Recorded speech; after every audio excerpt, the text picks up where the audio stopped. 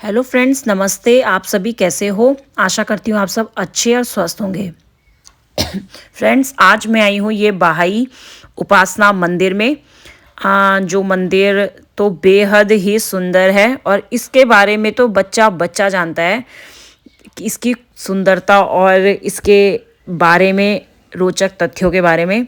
Friends, इस lotus temple, जिसे बहाई उपासना मंदिर भी बोला जाता है, यहाँ मैं आई थी फ्रेंड्स अपने बेटे रिद्धिमान और अपनी मम्मी के साथ। और मैं आई थी फ्रेंड्स, ये यहाँ का एंट्री गेट था। यहाँ जो लोटस टेम्पल है फ्रेंड्स, यहाँ अंदर तक पहुँचे 500 मीटर का रास्ता होगा कि इसको वहाँ तक पहुँचने में 500 मीटर लगे थे। फ्रेंड्स, यहाँ पे कोई भी एंट्री फीस नहीं है। और जब यहाँ पे आप आते हो तो यहाँ पे पास में एक कालका जी का मंदिर है, तो वहाँ आप विजिट कर सकते हो। तो फ्रेंड्स, चलिए मैं आज आपको बात बताती हूँ इससे जुड़े रोचक तथ्यों के बारे में। लोटस टेम्पल और इसके आसपास मैंने बता दिया कालका जी का मंदिर है, और इसके आसपास दूर दूर में थोड़ी और जगह हैं। लोधी गार्डन, वो भी थोड़ा दूर है, मतलब आप जा सकते हो, पर ये कि दूरी तो है। जिसके पास में ही स्थित है वो कालका जी का मंदिर है। अगर आप यहाँ कभी आते हो तो कालका जी के मंदिर में ज़रूर विजिट कर सकते हो। दुनिया के सबसे खूबसूरत मंदिरों में से एक है दिल्ली का ये लोटस टेम्पल। यहाँ पूजा नहीं, प्रार्थना होती है। तो फ्रेंड्स, मैं तो इतनी एक्साइटेड थी कि अंदर क्या होगा, लेकिन जब मैं गई तो मैं तो मतलब जानकर हैरान ही रह गई कि अंदर क्या था। वो आगे मैं आपको बताऊंगी, बने रहो मेरी वीडियो के साथ। दिल्ली में कालका जी मंदिर नेहरू प्लेस के पास है लोटस टेम्पल। कमल की तरह बने होने के कारण दुनिया भर के लोग इसे लोटस टेम्पल के नाम से जानते हैं। फ्रेंड्स, ये लोटस टेम्पल में लास्ट भी आई थी, लेकिन उस दिन ये बंद था। तो मैं आपको बता दूं फ्रेंड्स, अगर आप सोमवार को यहाँ पे आने की सोच रहे हो तो बिल्कुल भी मत आना, क्योंकि सोमवार के दिन ये बंद रहता है और बाकी दिन आप कभी भी विजिट कर सकते हो, ये खुला ही रहता है हमेशा। तो फ्रेंड, लास्ट तो मैं ये सोमवार के दिन आई थी, तो उस दिन बंद था, तो इसलिए फिर उस दिन तो फिर मैं इसके पीछे जो गार्डन था वहीं घूमी थी। तो नेक्स्ट डे मैं फिर आई हूँ ये लोटस टेम्पल। और फ्रेंड्स, बहुत ही सुंदर वाइट मार्बल से बना ये लोटस टेम्पल बहुत ही सुंदर है। बहाई धर्म के लोगों के इस उपासना स्थल को बहाई उपासना मंदिर भी कहते हैं। हालांकि यह बहाई धर्म के लोगों का उपासना स्थल है, लेकिन यहाँ सभी धर्म के लोग प्रार्थना करते हैं।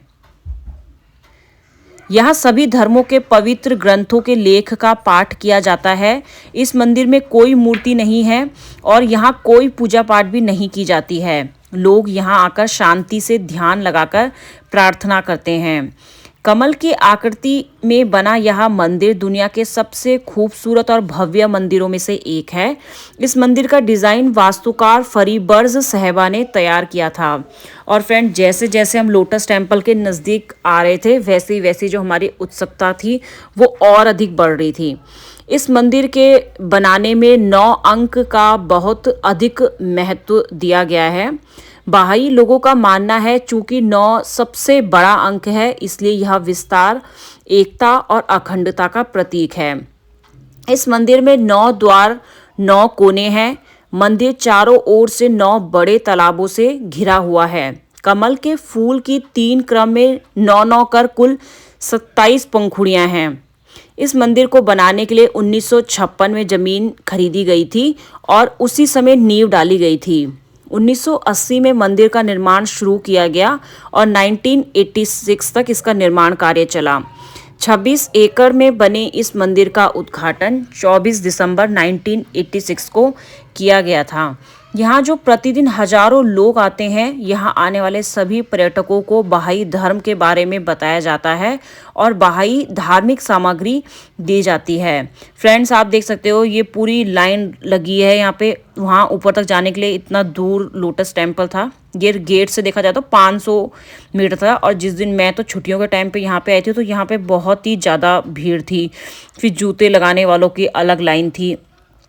तो इसलिए फ्रेंड्स, मतलब हमें यहाँ पे काफ़ी समय लग गया था। तो अगर आपके पास 2 से 3 घंटे का समय है तो आप आए। फ्रेंड्स, ये तो मैं भीड़ के कारण कह रही हूँ, वैसे यहाँ पे अगर आप चाहो आओ तो यहाँ पे आधे घंटे में आप विजिट कर लोगे, लेकिन अगर आपको भीड़ ना मिली तो। लेकिन अगर आपको भीड़ इस तरीके की मिलेगी तो आपको 2 से 3 घंटे अपने पास लेके आने पड़ेंगे।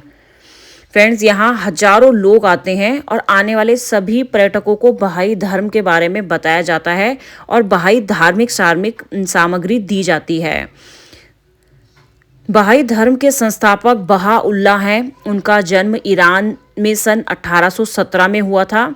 बचपन से ही उन्होंने अपना जीवन अत्याचार पीड़ितों, बीमारों और गरीबों की सेवा में लगा दिया। 19वीं सदी के मध्य में उन्होंने एक नई बहाई धर्म की स्थापना की। उस वक्त भी उनके विचार अत्यंत आधुनिक और क्रांतिकारी थे। सन 1892 में उनका स्वर्गारोहण हो गया। जो बहाउल्लाह की शिक्षा 1872 में जमाल एफंदी के जरिए भारत पहुंची। आज भारत में बहाइयों की संख्या 20 लाख से भी अधिक है। जो बहाई अनुयायी यह मानते हैं कि सभी धर्मों की नींव एक है। बहाई लोग प्रार्थना और भक्ति की भावना को सभी लोगों की भलाई के लिए किए जाने वाले काम समझते हैं। जो बहाई उपासना मंदिर में सभी धर्मों के लोग प्रार्थना, ध्यान और जाप करने के लिए आते हैं। बहाई लेखों में कहा गया है कि दुनिया के सभी धर्म एक ही दिव्य स्रोत से निकले हैं। उनके मूल सिद्धांत एक दूसरे से तालमेल में होते हैं और उनकी शिक्षाएं एक ही सत्य के पहलू हैं। इस हिसाब से यह मंदिर अनेकता में एकता का सर्वश्रेष्ठ उदाहरण है। फ्रेंड्स, हम जब आए थे तो अब तो हम लोटस टेम्पल के अंदर ही आप पहुंच चुके हैं, लेकिन यहाँ पे फिर एक दूसरी ही लाइन लग रही थी, क्योंकि वो पूरी लाइन मतलब क्या कर रहे थे, काफ़ी लोगों को यहाँ पे इकट्ठा करके मंदिर के बारे में कुछ बता रहे थे और उसके बाद एक साथ फिर एक एक करके धीरे करके सबको एंट्री दे रहे थे। यहाँ पे वीडियो बनाना फ्रेंड्स बिल्कुल भी अलाउ नहीं था, लेकिन मैं थोड़ी पीछे खड़ी थी तो भीड़ भाड़ में मैंने कहा दिख नहीं रहा होगा, तो पीछे से थोड़ी थोड़ी वीडियो में बना रही थी। मंदिर में रोज सुबह 10 बजे, दोपहर 2 बजे व 3 बजे और शाम 5 बजे प्रार्थना सेवा का कार्य होता है। मतलब इस टाइम पे प्रार्थना होती है। इस समय 10-15 मिनट तक विभिन्न पवित्र ग्रंथों का पाठ किया जाता है। इस समय एकदम से पिन ड्रॉप साइलेंट का माहौल होता है। यहाँ पे तो बोल दिया था बिल्कुल, फ़ोन बिल्कुल एरोप्लेन मोड में डलवा दिए थे कि शोर बिल्कुल भी नहीं आएगा। प्रार्थना कक्ष में शांति बनाए रखने के लिए प्रार्थना तक कक्ष के गेट को बंद कर दिया जाता है। जो प्रार्थना सेवा है वो 10 से 14 मिनट की होती है। इस उपासना मंदिर में रोज हजारों पर्यटक आते हैं। यहाँ आकर इसकी खूबसूरती को देखकर उनमें इसके बारे में और बहुत कुछ जानने की लालसा उठने लगती है। वे बहाई धर्म के बारे में भी जानना चाहते हैं। इसके लिए यहाँ एक सूचना केंद्र बनाया गया है। यहाँ आपको बहाई उपासना मंदिर और बहाई धर्म के बारे में सारी जानकारियाँ मिल जाती है। फ्रेंड्स, यहाँ पे देखो, आप देख सकते हो कि हम ये लोटस टेम्पल के अंदर आ चुके हैं। यहाँ पे सिर्फ साधना कक्ष था ये। यहाँ पे आप क्या कर सकते हो, मेडिटेशन कर सकते थे और यहाँ पे बिल्कुल शोर नहीं करना है। किनारे किनारों पे यहाँ पे किताबें लगी हुई हैं। अगर आप इस मंदिर को और नज़दीक से और इसके बारे में जानना चाहते हैं तो आप किताबों के माध्यम से जान सकते हैं, और अगर आप यहाँ पे कुछ किताबें खरीदना चाहते हैं तो वो भी आप खरीद सकते हो। फ्रेंड्स, यहाँ पे लोग थोड़ी थोड़ी देर बैठ रहे थे, उसके बाद फिर बाहर को चल रहे थे। सूचना केंद्र में 400 से ज़्यादा लोगों के बैठने की क्षमता वाला एक विशाल ऑडिटोरियम और 2 70 सीटर ऑडिटोरियम भी है। यहाँ बहाई उपासना मंदिर और बहाई धर्म के बारे में फिल्म दिखाई जाती है। इसके साथ ही यहाँ कई तरह के कार्यक्रम का भी आयोजन किया जाता है। यह सूचना केंद्र सोमवार से शनिवार तक सुबह 9 बजे से 12 बजे तक और शाम में 2 बजे से 5 बजे तक खुला रहता है। यहाँ एक पुस्तकालय भी है जिसमें 111 भाषाओं में 2000 से भी अधिक बहाई साहित्य का संग्रह है। फ्रेंड, जो ये लोटस टेम्पल है, राजधानी के नेहरू प्लेस में स्थित लोटस जो मंदिर है, ये दिल्ली के प्रमुख आकर्षणों में से एक है। यह एक बहाई उपासना मंदिर है। यहाँ पर ना कोई मूर्ति है और ना ही किसी प्रकार की पूजा की जाती है। बता दें कि यहाँ पर लोग केवल शांति और सुकून की तलाश में आते हैं। जो लोटस टेम्पल था, इसका उद्घाटन 1986 को हुआ था, लेकिन जो आम जनता के लिए इस मंदिर को 1 जनवरी 1987 को खोला गया था। यहाँ की वास्तुकला लोगों को अपनी ओर लुभाती है। लोटस टेम्पल को ईरानी वास्तुकार फरीबोर्ज सहबा के कमल के आकार में डिजाइन किया गया था। इस मंदिर की कई खूबियों में से एक खूबी यह है कि यहाँ पर्यटकों के लिए धार्मिक पुस्तकों को पढ़ने के लिए लाइब्रेरी और ऑडियो विजुअल रूम बने हुए हैं। जो बहाई समुदाय के अनुसार ईश्वर एक है और उसके रूप अनेक हो सकते हैं। वह मूर्ति पूजा को नहीं मानते हैं, लेकिन नाम कमल मंदिर है। फिर भी इसके अंदर अनुष्ठान करने की अनुमति नहीं है। वहीं किसी भी धर्म जाति के लोग कमल मंदिर में आ सकते हैं। भारतीय परंपराओं में कमल को शांति और पवित्रता के सूचक और ईश्वर के अवतार के रूप में देखा जाता है। मंदिर का वास्तु पर्शियन आर्किटेक्ट फरीबर्ज सहबा द्वारा तैयार किया गया था। दुनिया भर में आधुनिक वास्तुकला के नमूनों में से एक लोटस टेम्पल भी है। इसका निर्माण बहाउल्लाह ने करवाया था, जो कि बहाई धर्म के संस्थापक थे, इसलिए इस मंदिर को बहाई मंदिर भी कहा जाता है। बावजूद इसके यह मंदिर किसी एक धर्म के दायरे से सिमटकर नहीं रह गया है। यहाँ सभी धर्म के लोग आते हैं और शांति और सुकून का लाभ प्राप्त करते हैं। इसके निर्माण में करीब $1 करोड़ की लागत आई थी। मंदिर आधे खिले कमल की आकृति में संगमरमर की 27 पंखुड़ियों से बनवाया गया है, जो कि 3 चक्रों में व्यवस्थित है। मंदिर चारों ओर से 9 दरवाजों से घिरा है और बीचों बीच एक बहुत बड़ा हॉल स्थित है, जिसकी ऊंचाई 40 मीटर है। इस हॉल में करीब 2500 लोग एक साथ बैठ सकते हैं।